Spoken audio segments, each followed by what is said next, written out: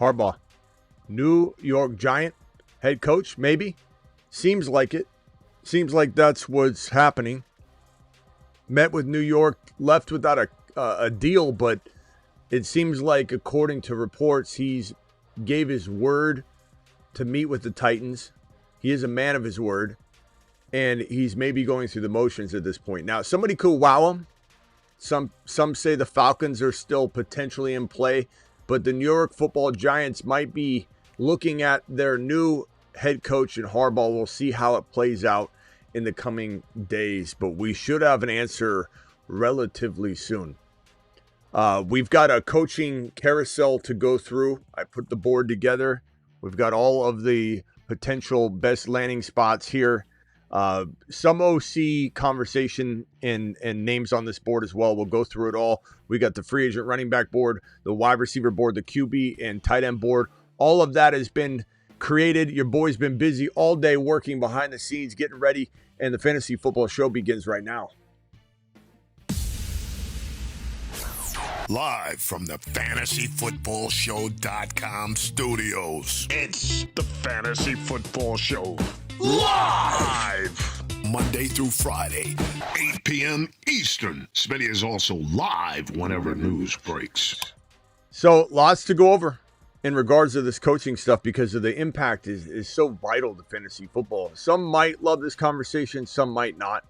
Some might love having, this coaching carousel convo now, and some might want to wait until everything is kind of, the pieces have landed. But to me, there's nothing more fun than speculating on free agency. And as I said, I've got the running back board right here. This includes the free agents and the rookie consideration in Jeremiah Love. We'll soon have the other Jonah Coleman, the other Jadarian Price, other running backs that we love in this class, but no one stands close to Jeremiah Love, who is literally the best running back to land in a open, vacant running back spot, even over Breece Hall, even over Travis Etienne, even over Javonte, even over Kenneth Walker.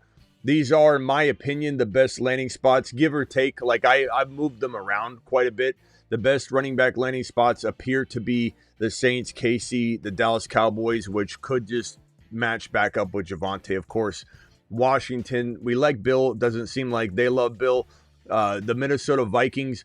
The Vikings could climb up pretty high, actually. This is one where it's like, I have them 5, but they could be 2. Saints are really my bona fide number 1 landing spot for a free agent running back or a rookie, as the board says. Free agent wide receiver board, some of the same teams as you saw flicker over on the right-hand side of the screen. Pickens is a restricted free agent, so they will certainly tag him. We'll see how that conversation goes throughout the entire offseason. We've got the rookies, the 3 rookies, probably the 3 next best options to land on a team that needs a wide receiver.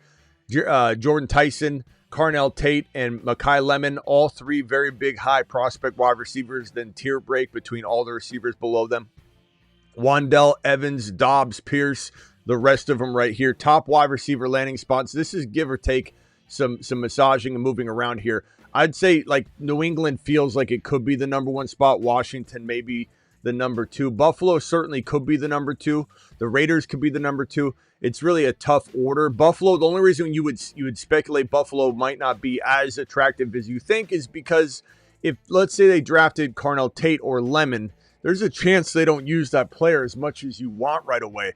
If they went and got a Pickens, of course they would. So the player, the level of player and how mature that player is in the NFL context will certainly let us know whether this is the best landing spot or the 3rd best. But for anybody to just assume Buffalo is the best spot over Washington or New England, it depends on that wide receiver because Buffalo does not commit to rookies. Josh Allen does not like rookies. Doesn't matter how good they are. It's a little bit of a concern when you're comparing these landing spots. Now, am I drooling over the fact that all 3 of these guys could land 1, 2, 3 or something like that, which isn't going to probably happen?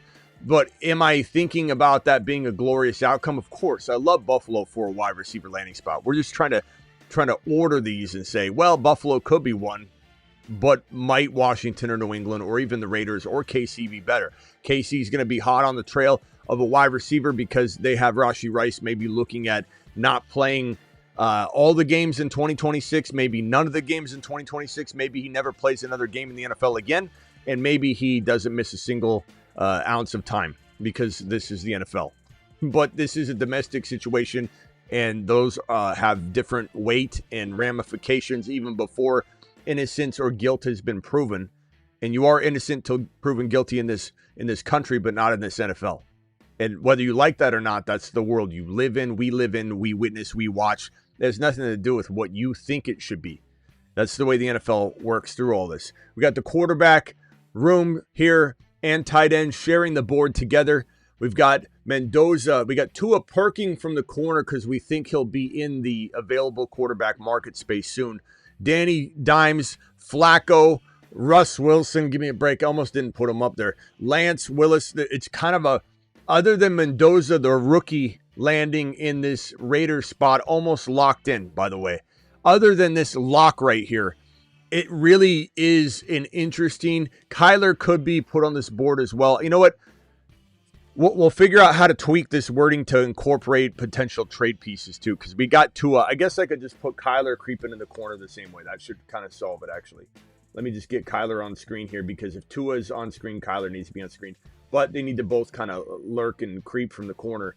Kyler's definitely an option for a few teams. And while we are very quick to say Kyler's trash and, oh, he can't be any good in fantasy, we got to remember he's been top 5 before.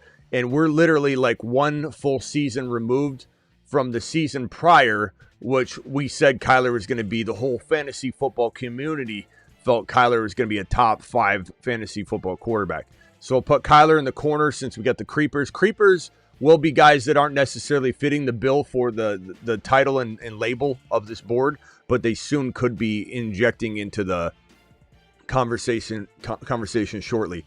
The tight end available players, Kelsey probably retires. Who knows what happens there.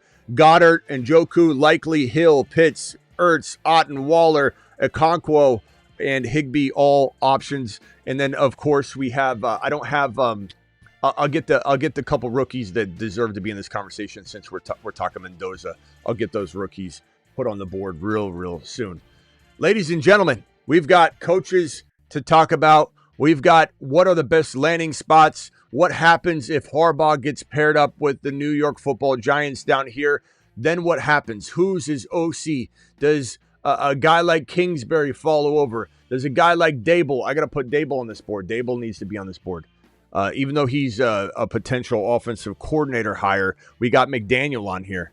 So we got to have Dable on here. If there's anybody else, you guys can I'll open up the phone lines and you guys can suggest any other names that we should put on here. But Dable definitely needs to be on the list if we're going to go ahead and toss out like other guys that potentially may or may not get that head coaching job. Kind of amazing when you think about it, what we're looking at here.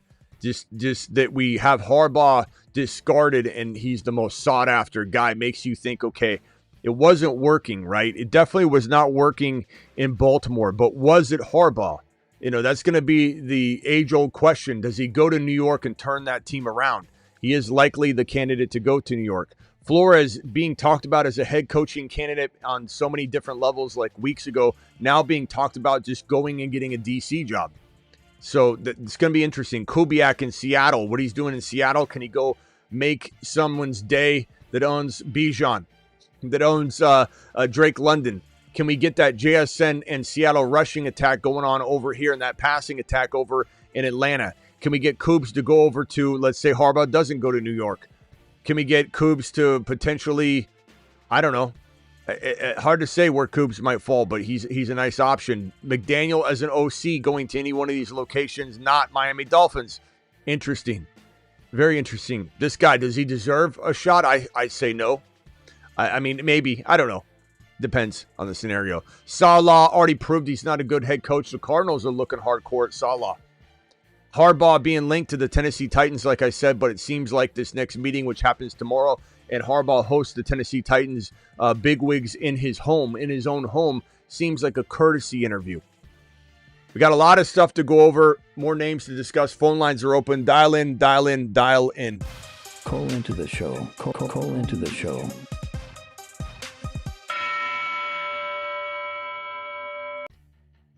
The interesting one to me, well, there's a lot of interesting ones, but I'm really, really intrigued by where Kubiak goes, and I'm very, very intrigued to learn and await where Miami Mike McDaniel goes to become OC because of the impact to that freaking offense and all the weapons. What he did for Achane, what he did for Tua and Tyreek Hill for a time, and that obviously fell to the wayside. But we'll take some phone calls here. First phone caller, what is your name, pal? Where are you calling from? What's your name? Tyler. Tyler, what can I do for you? You're live. Tyler, you got too much background noise. You can't call in with the show in the background, pal. It's blaring like can be. I can't hear a word you're saying. You don't even know what I'm talking. So try it again if you want. Dial into the phone line, guys. We'll definitely be, I think, most intrigued by this New York Giants, Raiders, Falcons, Ravens landing spots from the fantasy perspective. So these will be the most interesting landing spots for sure. All right, everybody mute on the phone line, please. But the 330 caller, 330, let's try this again. You said Tyler, was it? Yeah, that's correct, Nick. All right, Tyler, what can I do for you, pal? Yeah, my bad on the background noise. I didn't think you could hear that. I'm far away from it. And even back in the day when you call on a radio station, the first thing you'd hear if you had the radio on is like, bro, turn down your radio. Like the reverb is insane. Okay, go ahead. What can I do for you? Well, I mean, I'm a Browns fan. I don't think I've ever heard a Browns fan on here, but I mean, I've been wanting Stefanski out of there for years now, and they go figure we do it when every team seems to want to fire their coach.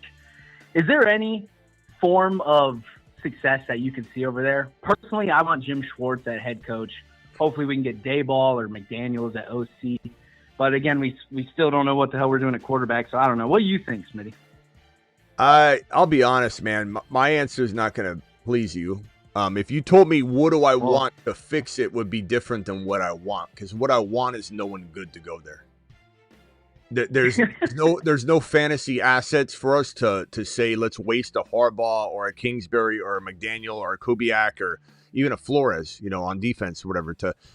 My answer is selfish. I want nothing to do with that situation from a fantasy perspective on any level.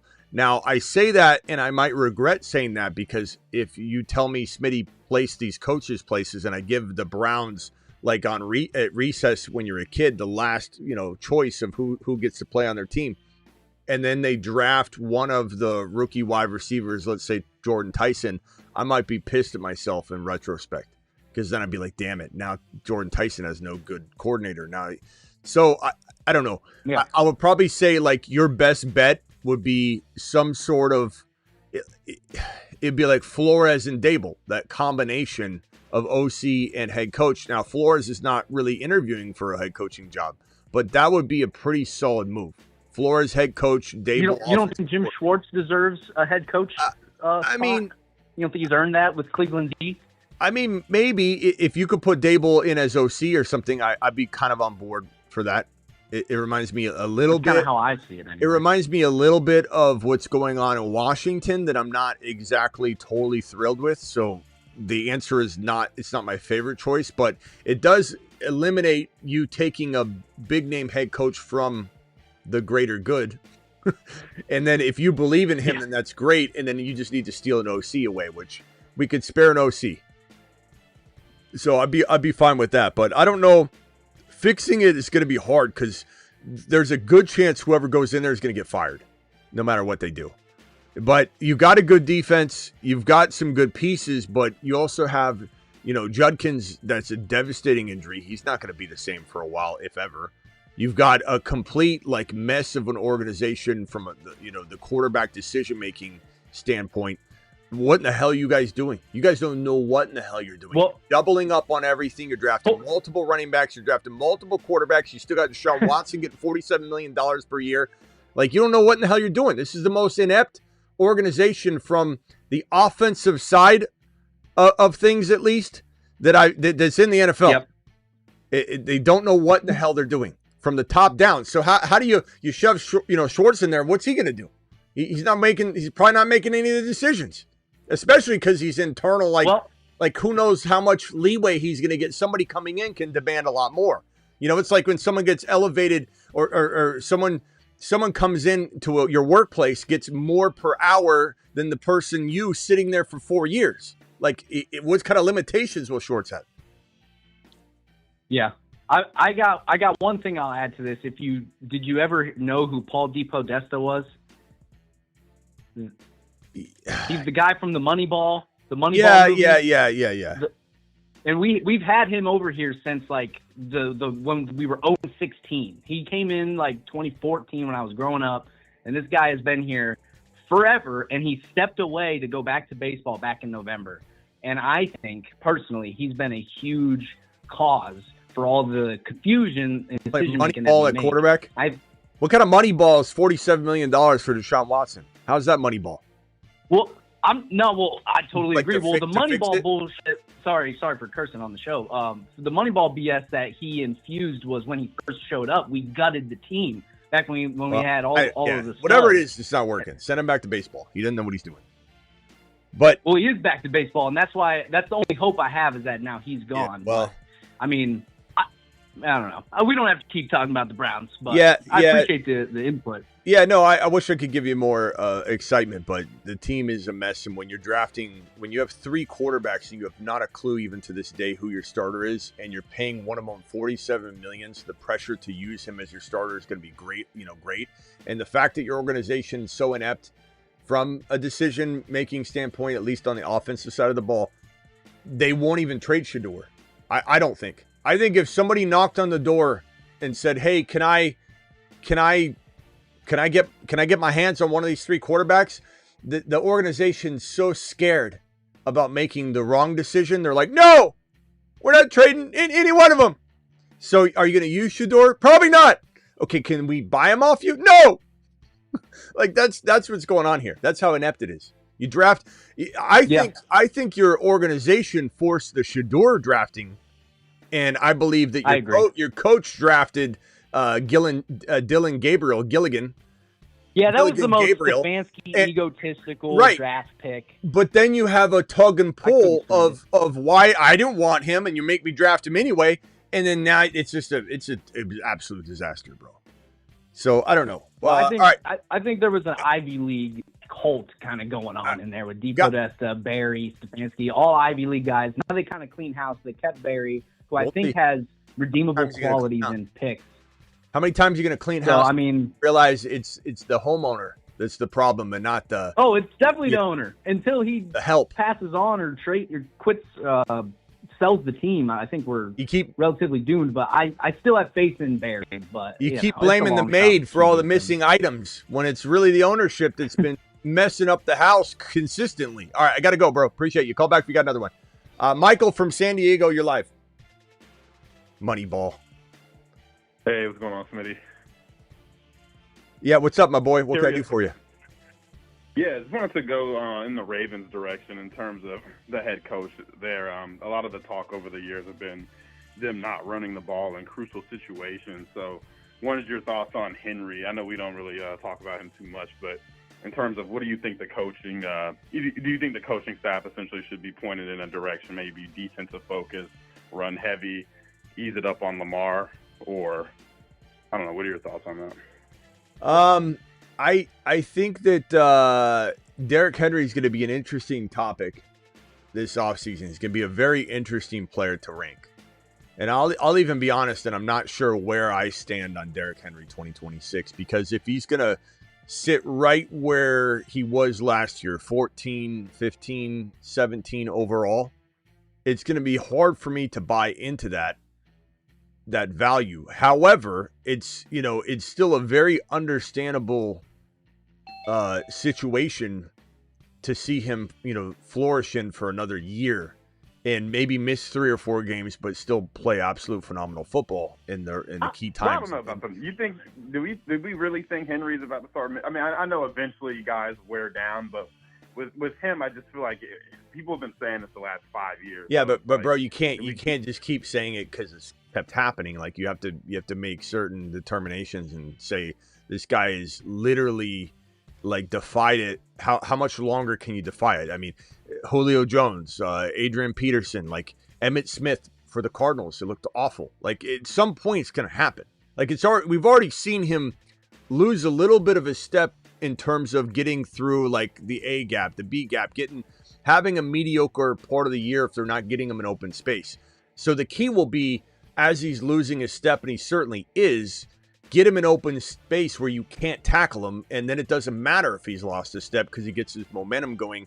And that's the problem that they've had in Baltimore is they haven't thrown to him. Throw to this guy in the flat.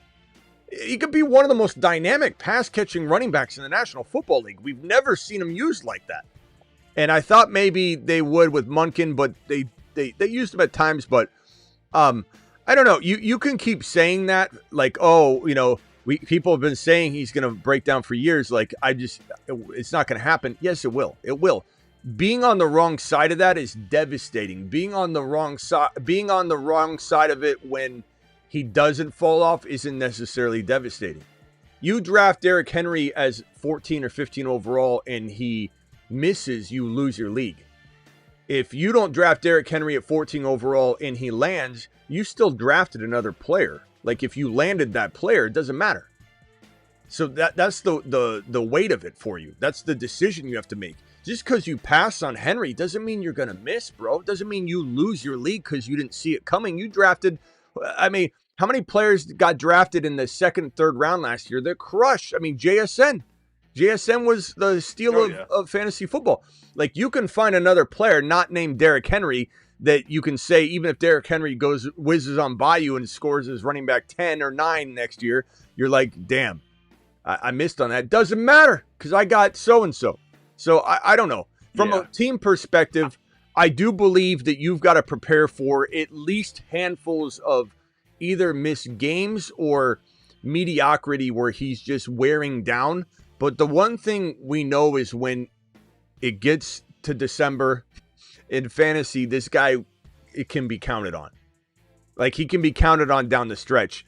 So if you end up making it with your team with the Derrick Henry build, then as long as you get to December, you're probably good. But I'd say this is his last year of that kind of confidence. But I'm certainly not going to give him, in my opinion, top 15 overall value all year consistently. So it kind of depends. Like, kind of look at it.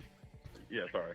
Well, last thing I was going to say, for example, best ball, he's a phenomenal pick because you don't have to decide when to use him. If he's, let's say, mediocre for week 6 through 11 or misses games, doesn't matter. You've got other players you drafted. Best ball is optimal scoring. Best ball underdog promo code Smitty. That link is in the description of the video. I'll drop the link in the live chat, pin it right now. But the best ball drafts will begin and commence the day after the Super Bowl. The big board will open. But if you draft Derrick Henry in best ball, I do believe that we're talking about, what board was I on? The coaching? I do believe that you're drafting a different player in best ball than you are in redraft. In redraft, you are deciding who you pick each week.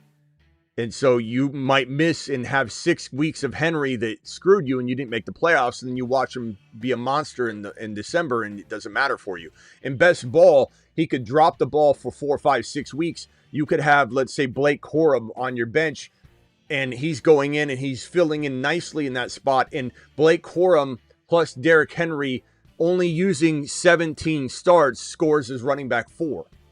Like, so it matters where you're drafting. From a team perspective, you got to love Derrick Henry. I mean, he's fantastic, but he will start to fall off a little bit. I can't imagine him being. The way I see his fall off, Smitty, is more so like we know this guy puts in the work and he the diet and all that stuff in the off season.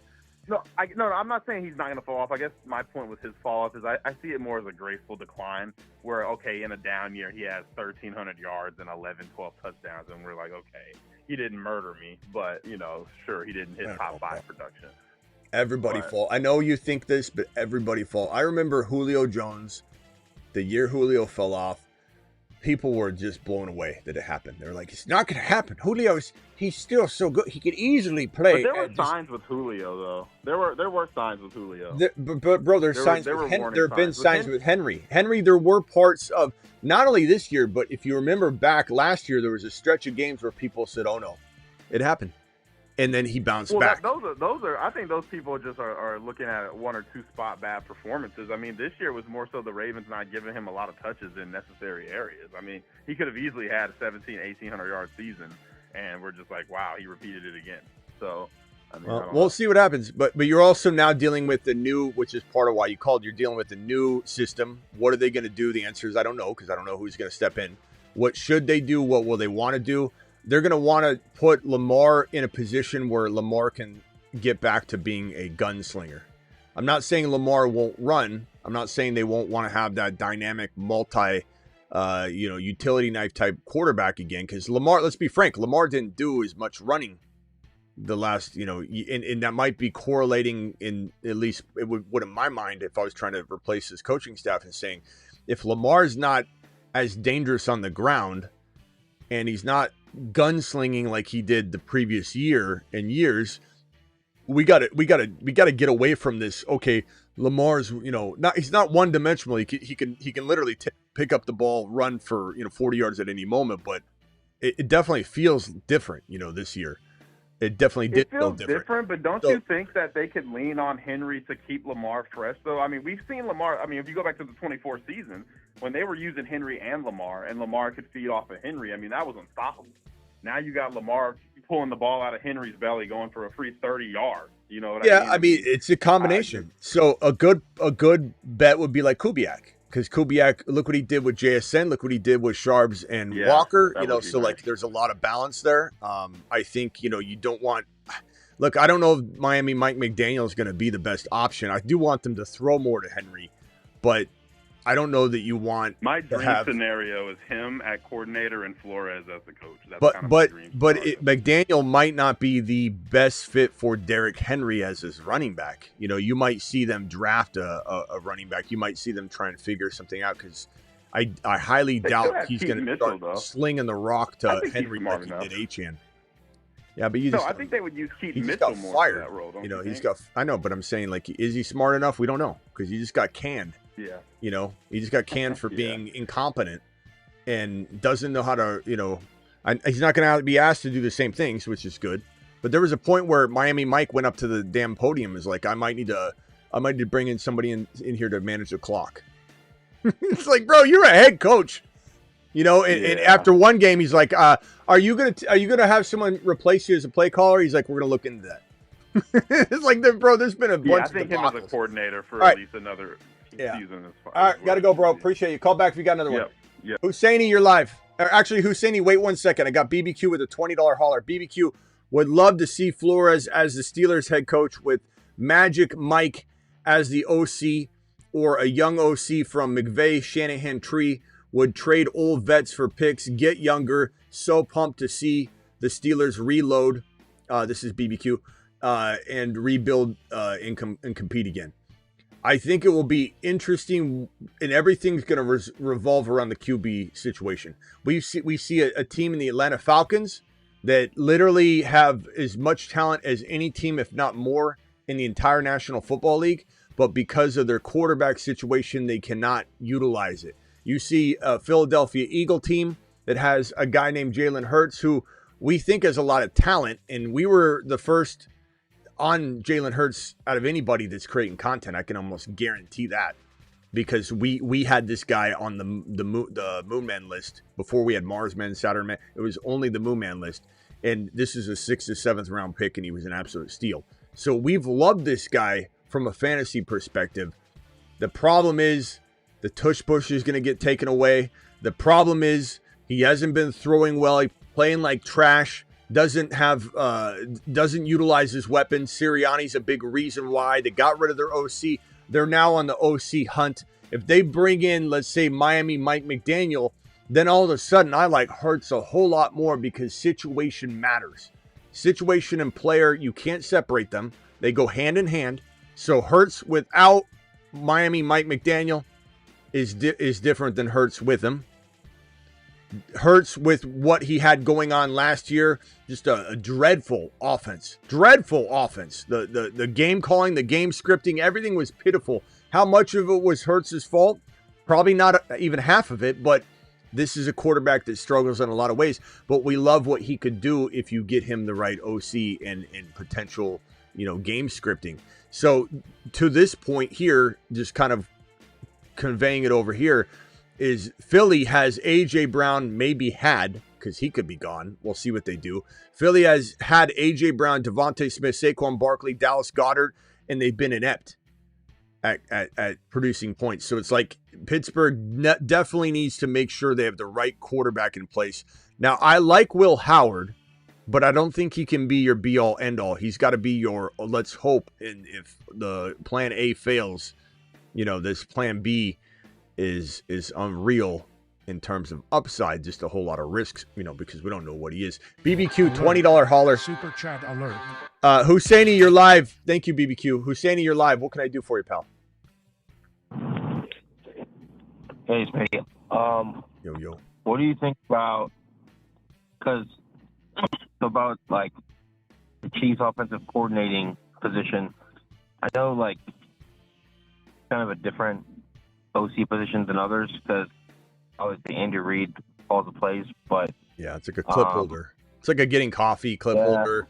Occasionally have an idea, they might listen to you type of offensive coordinator position. Which let me just real quick, I'm sorry to interrupt you. Just want to say, which is going to be really hard to attract some big name pieces because no one wants to do that. But go ahead.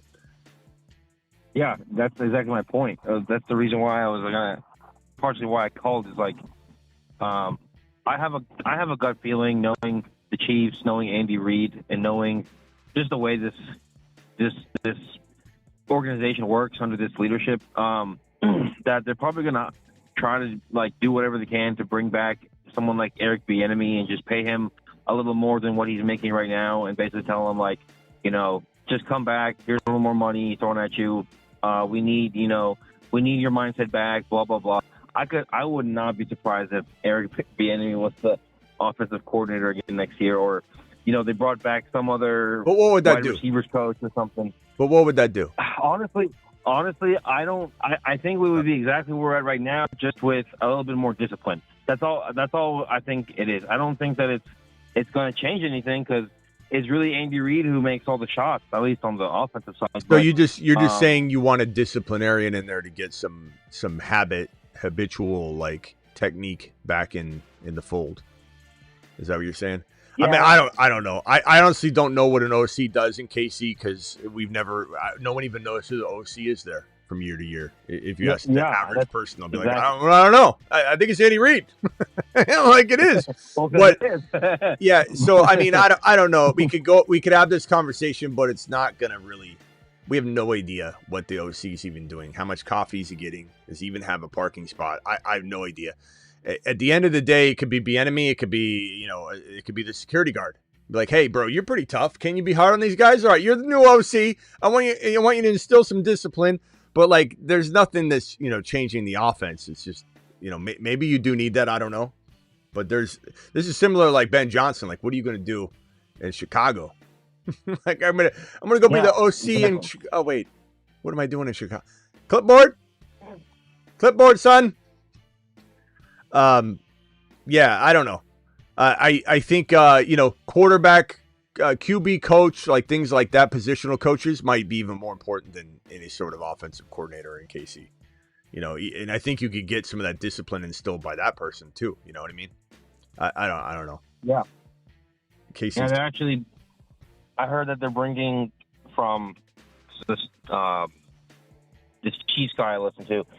He said that they're signing or bringing back an old wide receivers coach from when they were winning Super Bowls, a few years ago. And so I'm hoping that can change something because I know, I don't know. Because I know right now if they bring back the same stuff with Andy Reid's, mindset, not mindset, but play calling, it's kind of just the same old dance. Well, I think what's really the main points of focus for you and your attention would be Mahomes' recovery and what they do with this number 9 Okay, overall yeah. pick. This number 9 overall pick is the key. It's really the key to everything. And if they use this to draft Jeremiah Love, then you're in a pretty damn good position. If they use this to draft Tyson or Carnell Tate. And I like Mekhi Lemon a little bit. I don't hate him, but I don't love him. So I don't know that would be my favorite pick. I think he's more of the same of Worthy. There's a lot of talent. He could be a good prospect. Will he translate fully? I don't know. But if you guys use this, and people disagree with me on this, and I've had plenty of debates on this, I could care less what people think. It's just what I think. It's why I have a show. This is my opinion. My opinion is the same thing as the opinion I held with the Cincinnati Bengals during the Jamar Chase draft, that Penei Sewell is great, but Penei Sewell's not the pick. And you can coach up offensive line, you can do this and that better than you can ever attempt to try and coach up a mid-wide receiver into a Jordan Tyson or a Carnell Tate. I think these are this is what needs to happen. Exactly. It's Jeremiah Love, it's Carnell Tate, or it's Tyson. It's not even Lemon. Those are the picks. If you guys don't do that, I will not be that high on KC this year, but I still love Mahomes' future. But it will definitely put him down into the 5, 6, 7, 8 range for quarterbacks now, 2, 3, 4. And I know a lot of people are going to say, well, Mahomes can't be 2, 3, 4 anyway. He's coming back from injury and he's not going to be ready for week 1. We don't know that. No one knows that. We're 8 months away from football. Anybody that says Mahomes is, according to a report, Neighbors and Mahomes won't be ready for week 1. We're 8 freaking months away. There's no one can know that. Neighbors doesn't know that. Mahomes doesn't know that. Their trainers and physical therapists would laugh in your face if you're like, I heard they're not going to be ready for week 1. They'd say, you're predicting weather 1 year in advance. I heard in 1 year from today, or even 8, let's just use the same time frame. 8 months from today, it's going to rain. Like, what kind of moron thinks like that? All right, what else you got, Husseini? Yeah, I agree. I think Mahomes will. Well, I don't know what Mahomes will be, but I think that my opinion that if everything goes as scheduled, he'll be ready by week 1, if not like week 2 or 3. But I don't think that he's. Of course, he's going to be limited a little bit, but not entirely. But I agree with that. I think he'll be fine. And bro, we see people tear their ACL and be ready in 6, 7 months. Like I'm not saying his situation isn't different. Everyone's ACL tear is very, very different. And that's why a setback could happen. But if a setback happens and he's not ready for week 1, the people saying he won't be ready for week 1 right now aren't correct. They aren't right. They will not get any flowers or kudos because they were guessing that he'd have a setback, and they ended up being right in that happened. But they're not predicting anything based on evidence that they have in front of them. They're rolling a dice. There's nothing standing in the way of him being ready for week 1 right now. If he has a setback, then maybe. Okay. Anything else regarding other teams or anything else you wanted to bring up real quick, Husseini? No. Well, I think my gut feeling that Harbaugh goes to Giants and the Titans probably get Matt Nagy or some other low tier coach. I don't know if anyone will end up. Maybe I could be wrong, but I have a strong feeling that Harbaugh goes to the Giants. I feel like that's probably what's. I just feel like that's what's going to happen. He's going to be there for a while, and I would like to see Mike McDaniel be an offensive coordinator versus a head coach, and go somewhere like who already has weapons like Atlanta, somewhere like that where there you have pretty much a top tier position, like skill position in every position, and all they really need now is that OC or in quarterback to pair it up, and they already have the team. I feel like McDaniel going there would be great, and then Harbaugh going to the Giants and kind of setting up his new regime there. That would be pretty cool to see. Yeah. All right, my boy. Appreciate you. If you have anything else, dial back. We'll be here. Thanks, Smitty. All right, later, Husseini. Guys, we have a new hoodie that is unbelievable. I haven't even got my hoodie yet. I just ordered it because I just got them going. Here is the link if you would like to purchase one, and you maybe even get it before me. You could rush, shipping on this, and you could get it before I get mine. if you should be so bold, because I just ordered it. So that'd be funny if you wear it before I wear mine. But this hoodie is sick. This hoodie is probably my favorite one that we've created here on the channel. Let me see if I can get this hoodie on screen here. So here's the link if anybody wants to purchase the hoodie in advance. Where is that? Hold on.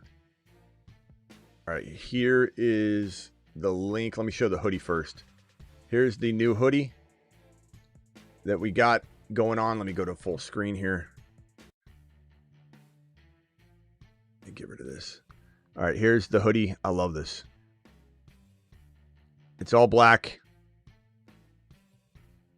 Has the YouTube URL on the right side. It has the Fantasy Football Show logo at the top, and then the famous headphone logo in the front.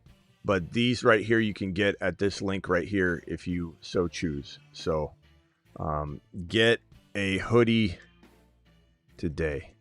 I'll pin that link in the live chat. Gifted memberships. BBQ gifting 10 gifted memberships. My boy BBQ, thank you. Thank you very much, pal. So if anybody wants to grab this hoodie, go get you a hoodie. Link pinned in the live chat. I love this. Can't wait to sport it. It's going to get warm here really soon, so I only have a little bit of time to wear it too.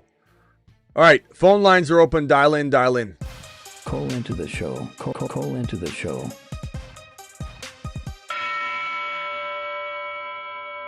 Dial into the show. We're talking coaching situations. We're talking running back, free agency, and rookie and landing spots all on one page. Same thing with the wide receivers. Same thing with the tight ends and quarterbacks. And I got to put the other... Oh, we did have news today. Let me see if I can pull up. I had a whole bunch of clippings of news I was going to throw up, and then I ended up not tossing them up. But Oregon QB Dante Moore decided to go back to college, and we predicted this. We talked about this being the likely scenario because he just, no one wants to play for the Jets. And given that the number 2 overall pick belongs to the New York Football Jets, and Mendoza, the Fernastronaut Mendoza, is landing in LV, it's like everyone else is scattering to go back and get paid the same kind of money anyway to go play college ball. So not good for the Jets. If you're a Jet fan, you took another kick right to the sack today, because he was definitely the second best quarterback in the class. And so now you've got the Jets potentially looking, maybe they're even looking to trade out or something. Who knows how the hell that's going to go. Mute yourself, callers. I hear a little mouth breathing. I'll be with you in a second. So anyway, Michael, you're live real quick again. Yeah, no, I called back. The last caller mentioned Tennessee and kind of irritated me, so I had to say my piece. Look, I think we're a pretty good landing spot considering we got over $100 million in cap space, and a solid QB prospect in Cam Ward. I think he's going to be really good.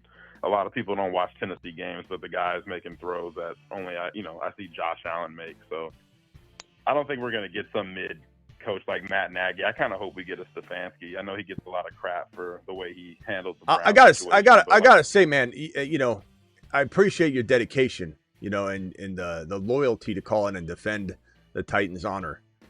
I didn't even hear what he said about Tennessee that triggered you to say that. What did he say? No, it wasn't a big deal. He was saying we're going to get a mid-tier coach like Matt Nagy, and I was just like, okay, but like what is crazy about that?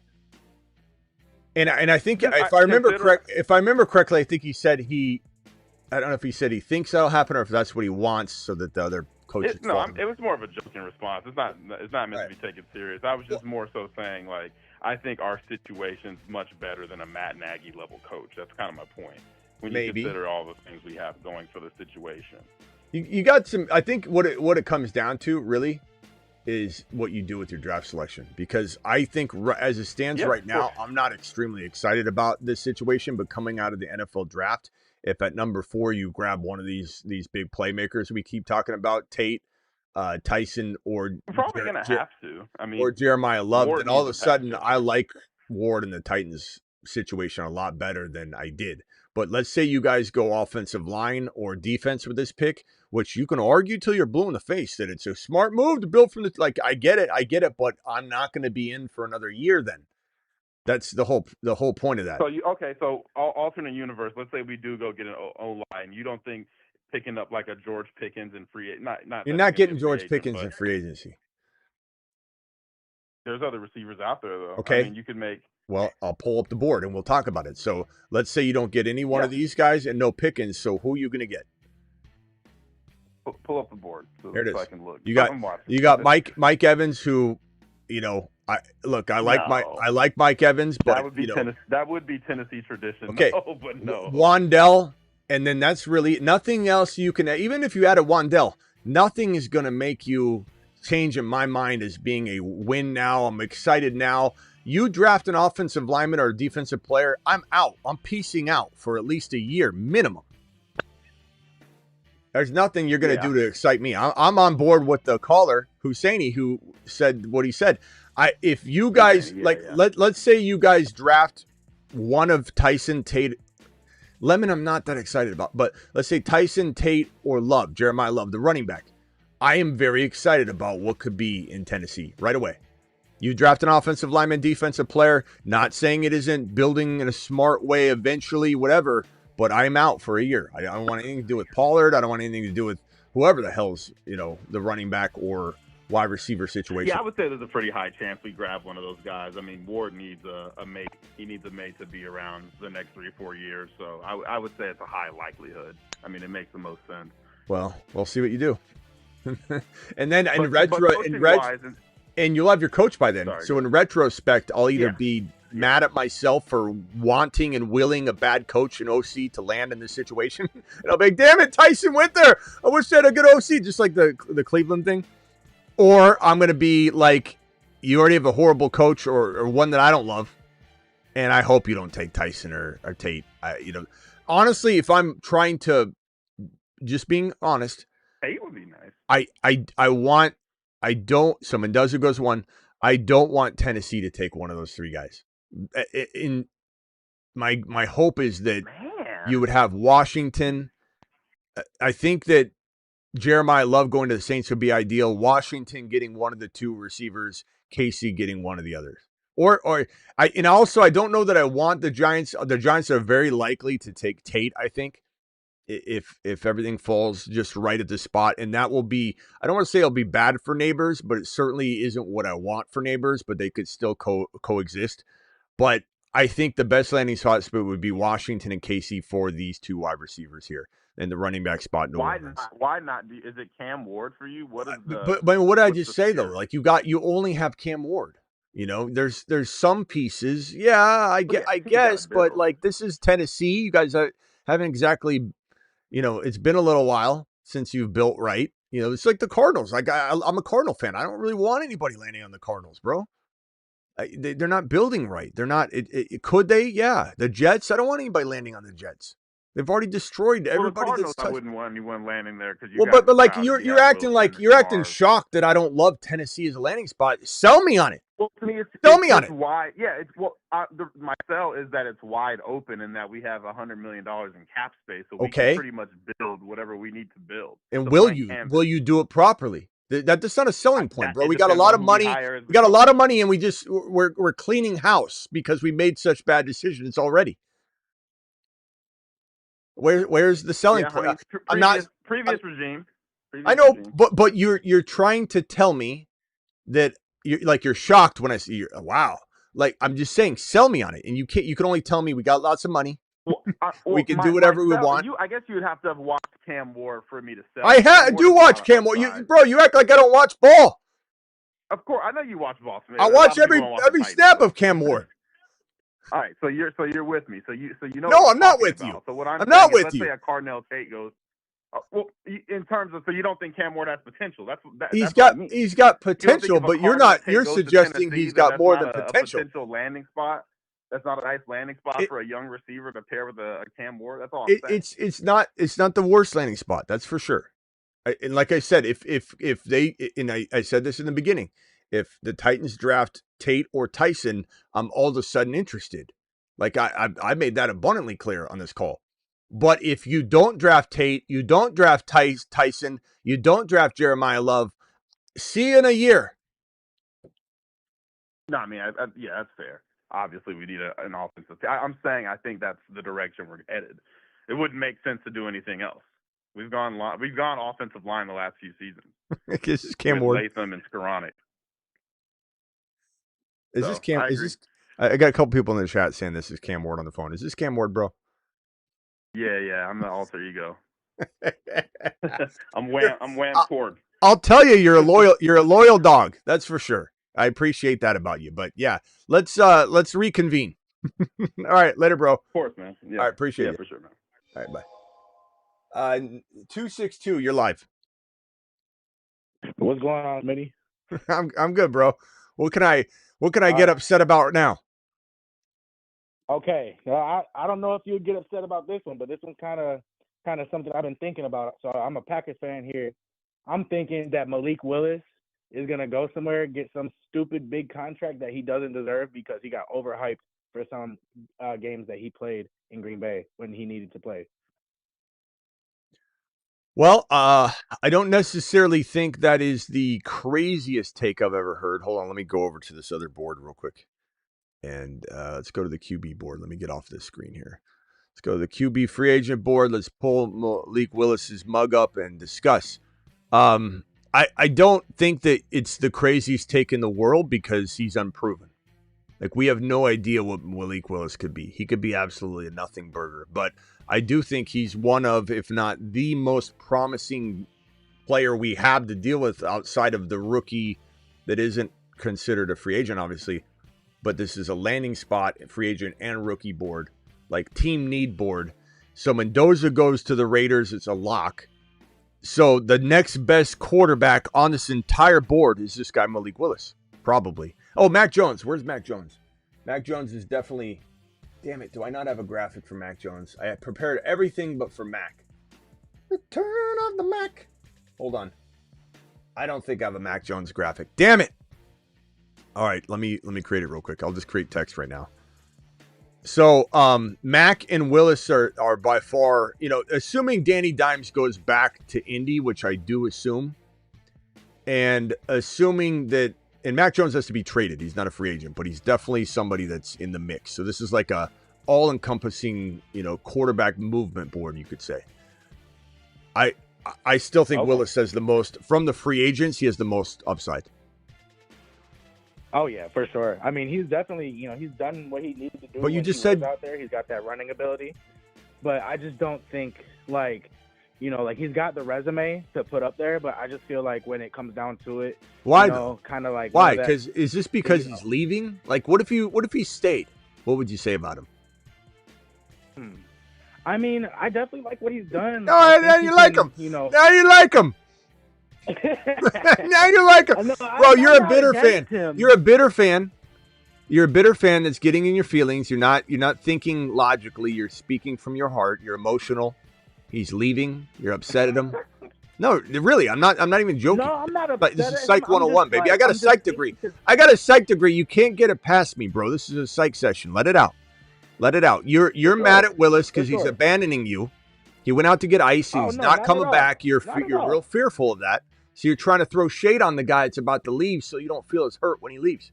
What if he stays? No, I just don't know if he'll be able to sustain a full season is basically what I'm saying. Like, he's only came in for a few games. He's done good. Like, you don't know that, though. Good, backup. But exactly, bro, Jordan Love can't sustain.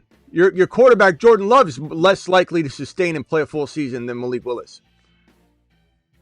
Maybe. That's valid, though. I can't argue with that. That's very valid. I mean, he's been getting hurt left and right. I mean, when he has games where he makes questionable throws, I can agree with that. This might be the dad that walks out the door to get ice and not come back, Malik Willis. But Jordan Love's the dad that stays and sits on his couch the deadbeat dad that is going to disappoint you anyway. Like Malik Willis is going to get a 4% can of milk. He'll be right back. Huh. Who's saying? Yeah, I mean, who's that? Snap. Now, are you on the phone, bro? Snap. I put RJ on to you. Snap. Oh, okay. I got you. Now, I thought I had like cross lines going. I thought we were crossing streams here. Okay. Anyway, I get your feeling, but your prediction doesn't hold a lot of weight because it's guesswork. You're like, I don't think it's a prediction, which is fine. You're gonna drop a bold prediction. Malik Willis won't stay healthy, gets a big bag, fails. Kind of a likely chance that happens because that happens a lot. That people overpay for a commodity in the National Football League that is not proven, but the market is scarce. You know, this is what this. So yeah, but I like him. Get an opportunity. I think he's definitely gonna get an opportunity. It's just like, what will he do is more so the question. Will he do what he's done throughout the whole season in the games that he's played for Green Bay, which has all been good, or will he, kind of like fall off a cliff? It's more of a let's see what he can do type of thing, not necessarily like he won't. BBQ dropped this. Yeah, I hear you. BBQ dropped this super chat. Thank you, BBQ. He says, have you ever seen this many coaching changes? Teams need a QB with more not coming out. How do you see skill positions in the first round? It's a good question. I think the skill positions will be a little bit scarce going in round one. I don't think that changes too much, but you never know. I just think this class is a little weaker in a lot of ways. Obviously top heavy with Jeremiah Love and Mendoza and a tight end or two. And then the two wide receivers, but it is a pretty thin class from a skill perspective, skill position perspective. But I do think Willis has the best opportunity. Like if I'm a Cardinal fan and I don't have Brissett, which we do, so I'm all about Brissett. So I'm fine with that. But if we didn't, I would swap Kyler for Willis in a heartbeat. Smitty. Yeah, what's up, Nap? You're live. Okay, Smitty, say Malik Willis goes to Miami or the Jets or Pittsburgh as a starting quarterback. Where do you think Malik Willis finishes? QB1, QB2. I think if he goes to New York, it's going to be very, very bleak, likely.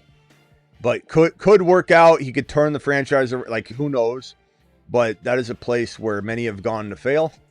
And until we see someone return home after they go down that road, I think we just kind of wait it out like it'd be safe. I think Pittsburgh's interesting. I think that if you get the right coach in there, Malik Willis could thrive. And I think they could be a real tough football team. But he'd have to have the right coach in place, the right staff, so there's a lot that goes into this. This isn't the one thing I think over the years we've been doing well, but we all need to do better at things, right? We all need to learn. This is fantasy football and NFL analysis and NFL scouting. And I consider myself a scout of sorts because I've been doing this for 25 years from a scouting lens. On radio for 19, on the longest running fantasy football radio show in the world for 19. It was going 23 straight years. I was a part of it for 19. We talk about NFL prospects every single season. So I've been scouting players for over 25 years. But I would say that you always have there's always going to be players that look great, and so many things have to happen. You can't just say, oh, Willis is a great prospect, he's going to work. And the one thing I think that I could say would be the con of all of us in fantasy, period, but something that I want to get better at and make my weakness my strength, is not trying to rely on the talent when there are red flags situationally, injury concerns. We do a lot of that well. But incorporating some of the bias that we think isn't existing, but it's in there like a root in the ground, just growing in, like the BTJ bias. The BTJ red flags were, I know hindsight's easy to play, but we do a pretty good job of saying, hindsight wasn't there. Like in the case of Bijan his rookie year, there wasn't really a hindsight type of hey, looking back, and Arthur Smith was good. No, Arthur Smith just made Algier a lone starter and a pretty elite player given his skill set. So when they draft Bijan, it was very, very evident to us at the time, and I don't think there's any reflection that he wouldn't have been used properly. But he wasn't. But there are situations like in BTJ where he's such a one-dimensional player that did all of his work with Mac Jones, none of it with T-Law, and you just cast it to the wind and say the talent is enormous. So you got to be careful, and this is where I would say it can't just be Willis is talented. He goes to Pittsburgh, no matter what, talent will rise. Not always the case. He's got to have the right situation. But he is the best option. I think Mac Jones in Pittsburgh with the right coaching could be better than Malik Willis in another environment with bad coaching. So it really just depends. Kyler Murray is probably the best example of the next, I would say, Deshaun Watson, where Watson goes to Cleveland and it never happens. He's the biggest mistake that the Browns, did I say Washington? He's the biggest mistake that the Cleveland Browns ever made, Deshaun Watson. Yeah. Kyler Murray could be that, or he could be Danny Dimes or Darnold or Baker when Baker last year revived his career. Kyler Murray is completely dependent on scheme, coaching, and fixing the things that are currently headed in the wrong direction right now that can become habit. So Kyler Murray is either going to become Deshaun Watson or he's going to become Danny Dimes or Darnold or whatever you want to, however you want to reference bounce back and belief.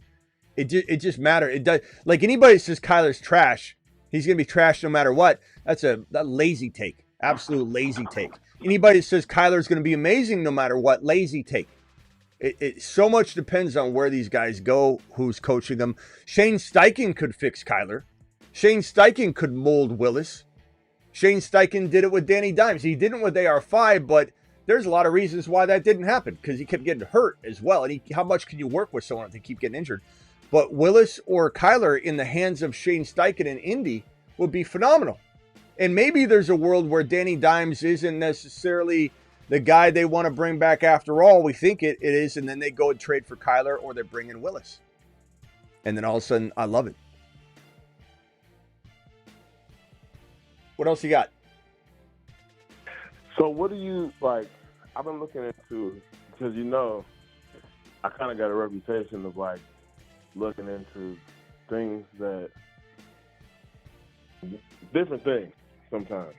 So now I'm looking into high school ratings. Spit it out, bro. Players. Okay, I'm what? looking at high school ratings. Looking at high school ratings for these players that we be talking about. I don't know what you're saying. I don't know what you're saying, bro. High school ratings. High school ratings. Oh, high school ratings. But what about it? What do you think about high school ratings? Because, like, do you think that matters going in? Because there's some players who are 5 stars who aren't nothing. Doesn't matter. Players who are 0 stars who are great. All it is, bro, all that is to me is that they're in a better position than their competition at that moment in time. Now, odds are a full star recruit versus a non-full star recruit is going to be in a better position, better training, better everything, better food, better everything.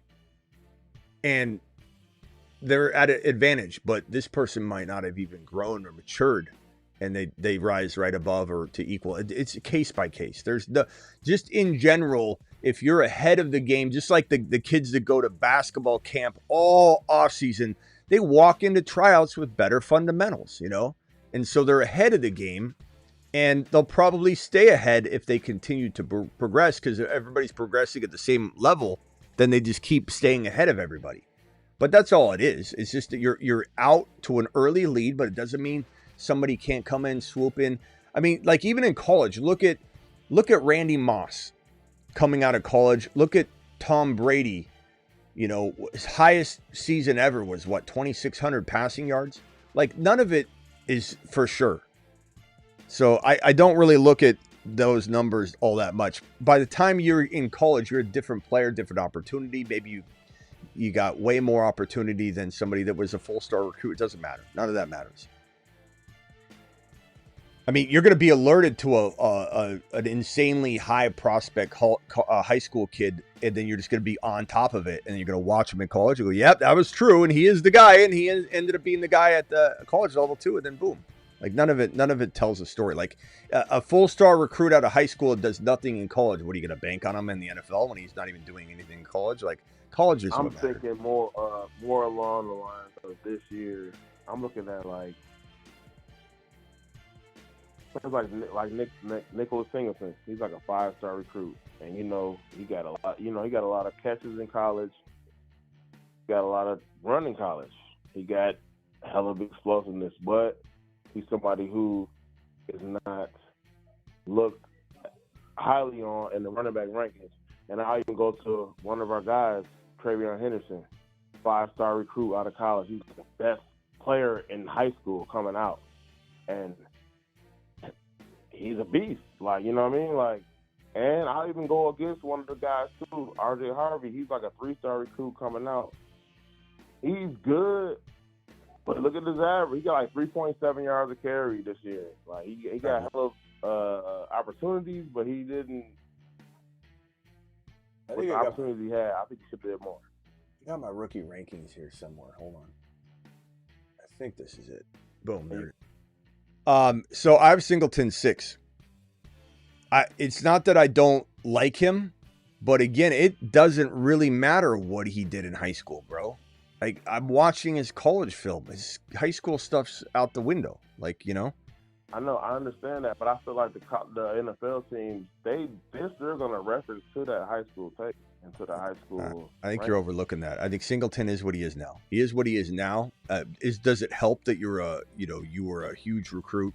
Sure, but it doesn't matter, bro.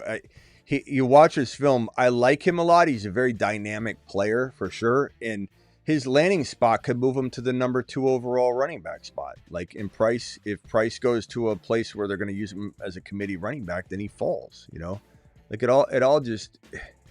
it's all dependent on where these guys go. Every player here, like Jonah Coleman, is capable of being the number 2 overall running back without a hesitation. Like I could easily rank them in this order. I love Emmett Johnson. Will he be drafted to be a sole provider of his rushing attack? Part of me worries about that. So I could easily rank them like this. Jonah Coleman is a beast. I could care less what Singleton did in high school. I watched Singleton and I watched Coleman, and Coleman blows Singleton out of the water in footage from college. But is that because of opportunity?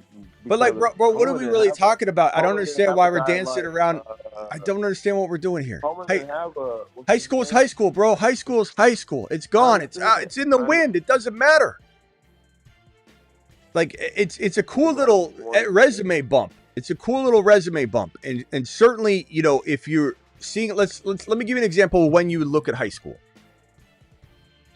Let's say one of these players, like Price, for example, was such a high recruit out of high school, top level, maybe one of the best in the nation. Price played behind Jeremiah Love, so his numbers are down. His numbers are not that good. I think I have the running back prospect profile for Price right here. His numbers, it's not his fault. He rushed for 674, 11 touchdowns, 6 yards per carry, but all he does is score touchdowns. 11 touchdowns and 2. This guy had 13 touchdowns on 113 rushing attempts. Top 10 to 15 overall potential running back prospect if he's in the right spot. Elite or good hands to elite, not elite, but good to elite. Good size. He got 6 catches. How do you score 2 touchdowns? How do you do anything? How do you evaluate any player? So go to Singleton's numbers. He was a backup to, I forget the guy's name in front of him. I know, but let me finish explaining what I'm saying though. Okay. Let me go back to the rookie running. Here we go. Here's where I would say your high school argument, and then I want to move on because honestly, no one's really enamored by this conversation because it's like I get you are interested in it, but I don't think anybody else is. If Price was, because he's been underutilized, he hasn't had a chance to get more carries or catches, and someone like you is going to judge him. Like, how do you judge him with 6 catches? He scored 13 touchdowns, bro. He's an absolute machine. Whenever he has the ball in his hands, return yards, return touchdowns, the guy's always in the end zone. But if you don't have much to go on, then yeah, you might revert back to, well, guys, I know he didn't prove a lot, but everything being equal, we're trying to draft between Singletary and Price. Price was, let's just say, I'm not saying he was, the top recruit out of high school, and he just didn't get the work. But when he got the work, he exploded. We got to consider that he's untapped. In the high school film and all that prospecting proves and backs up what we think that we can't prove yet in college. Singleton, we've seen. Everybody else we've seen. You know, we've seen enough of these guys to say, doesn't matter if they were good in high school, bro. Like, it's a helpful tool when all things are equal and you need to dig for something, but it's not, it means nothing. You can't say Singleton was so good as a high school prospect that we got to overlook why everyone's so down on him heading into the pros as a college prospect. Like, what are we talking about?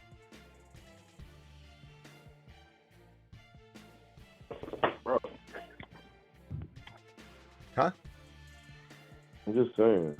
Like, I was just saying, I'm referencing the high school, not like the high school rankings. Singleton, I know you are. He does have some flaws. He does. I think his vision is probably bad, but he got that speed that you're looking for. He got that dynamic that you're looking for. Price, he don't got the hands like that. It's backs that, and you know it. There's backs like Jordan Mason who only carry the ball. They're not good at catching the ball. They're just, bro, you just said he wasn't. You just told me he wasn't very good at. He didn't have good vision. You go, he doesn't have good vision. But yeah, nobody has everything in this class except for Love. I'll give Love. What are we arguing here? But everybody else has flaws. Everybody has flaws. I'm just saying Singleton should be higher. And I was saying, so Singleton is like a 5-star recruit coming out of high school. Like, he's gonna be up there. You should put him higher. I'm just saying. And Hank is going back to school, so he don't even have to be on the list. I just feel like Coleman and BBQ wants to know high because they don't have. BBQ wants to know where we draw the line. Do we draw? What if you had good Pop Warner stats? Where are we drawing the line? I mean, bro, you're going. If you have good Pop Warner stats, man, you definitely got to put him up there. But that's kind of what you're saying here, bro. Nah, I'm saying the high school stats matter. I'm just saying, look. What I'm saying is look into it. Look into the high school. You act like I don't do this for a living. Look into what? I'm not saying that you don't. Look into what? I've looked into all of this. I've looked, bro. I've got a ranking here. I got my rookies embedded into the 2026 rankings of every kind: rookie, superflex, top 200, redraft, dynasty, super rookie rankings. I'm the one that before anybody even considered doing sophomore and rookie rankings. I've done that for years and years and years. I'm constantly digging into the rookies, bro. But like, look into what? Look into what? That he's a good high school player that doesn't look the part in college. You just said he's got bad vision. He doesn't even have good vision, and I'm overlooking him. I'm not overlooking nothing, bro. And like I've already said, if he goes to an amazing spot, then he can leapfrog the rest of this very shaky running back crew underneath Jeremiah Love, who's an outstanding elite player. Right. It's a love and a tear break. That's good. Hold on. Kruger, how many super high, like top of the top high school football recruits have failed at the National Football League level? Can you give me a couple names? Like, I want an actual couple big names. Absolutely, Smitty. I mean, it's definitely not uncommon for some top high school recruits to kind of fizzle out when they hit the NFL level. A couple of names that come to mind, guys like Trent Richardson, who was a huge deal coming out of high school and college and then didn't really pan out at the NFL. Another example might be someone like Matt Barkley, who was a big name in high school, highly recruited, and then never really became a superstar in the NFL. So, yeah, there's definitely a handful of those guys. I don't know. I don't know what we're talking about here, bro. I appreciate you, but there's nothing else to say here. You want to know why Singleton's not higher because he's good in high school. Get him before all the other people get him is all I'm saying. I'm just trying to say, like, he might be one of the gems You know what I'm saying? That you be talking. I might have a tail. Like, man, you might. I might have a tail and some wheels too. You got some wheels. I might. If I had a tail, what would that mean? I mean, you might be a dragon or a It'd be hard to sit on that all day, wouldn't it? I probably would have chose, if I had a tail, I would have chose a different career, or I'd have a standing desk. One of the two. All right. Hey, I got to go nap. I appreciate your call. I always appreciate you. I hope you're not mad at me for being hard on your topic here. No, I appreciate you. We've all right. Later. Appreciate you. Jeez, man. I don't know. What are we doing here? What are we doing back there? All right. We'll be back at midnight Eastern for the wrap-up show. Appreciate every single one of you. Matt Barkley. Matt Barkley. Trent Richardson. Kajana Carter. Rosen. Quarterback for the Cardinals. Look at Tim Tebow. I know you could look at Tim Tebow from every level, but even when you look at Tim Tebow, arguably Johnny Manziel, Tim Tebow, maybe two of the best college football players to ever put on a college football uniform, couldn't translate at the National Football League level. We're going back to high school. What the hell does high school have to do with anything? High school gets you into a position where you get into your college position. Being a full-star recruit slips you in the door. And let's say somebody's not a good high school recruit. What? They're not good?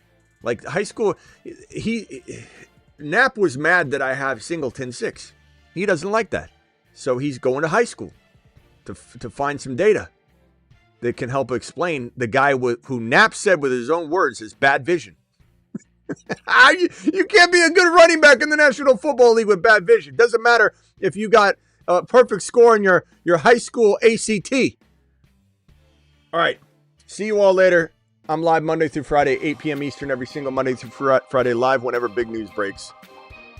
I'm also live at midnight Eastern almost every single night, so I'll see you all at midnight. Deuce. Thank you for my super chats. Thank you, BBQ, for the $20 hauler and the $5 hauler. BBQ standing ovation. Let him cook.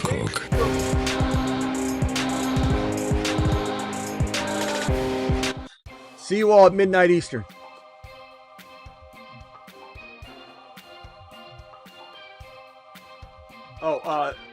Damn it. My boys over on Rumble. My Rumble stream stopped streaming, and so I didn't look over there. Let me see if my boys over on Rumble are still there.